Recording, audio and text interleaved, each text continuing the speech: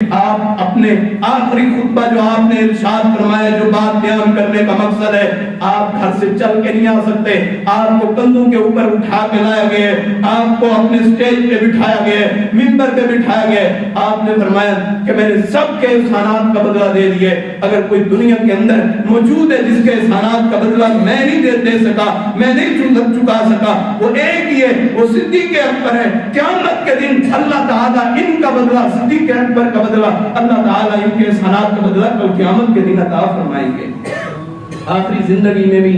آپ نے اپنی زبان سے اگر کسی بندے کا دفاع کیا ہے تو وہ صدیق اکبر ہے، اور میں اپنے علم کی وجہ سے یہ کہتا ہوں، جو بات مجھے سمجھ آئی ہے، محمد رسول اللہ صلی اللہ علیہ وسلم یہ بتانا چاہتے ہیں دنیا کائنات کے لوگوں، کل قیامت کے دن اللہ احسانات صدیق کے دے گا۔ کیسے دے گا؟ یعنی کہ قیامت کے دن بھی حضرت آدم علیہ السلام سے لے کے حضرت محمد رسول اللہ صلی اللہ علیہ وسلم کے آخری امتی تک اللہ تمام مجمع عام لگا کے وہاں پہ صدیق کا دفاع کرے گا۔ اللہ نے دنیا میں بھی صدیق کا دفاع کیا ہے، اور قیامت کے روز جس کا دفاع ہوگا وہ بھی دنیا کے اندر ایک شخص موجود ہے، اسے حضرت ابوبکر صدیق کہا جاتا ہے۔ یہ ہے شخصیت، یہ ہے پاکیزہ شخصیت۔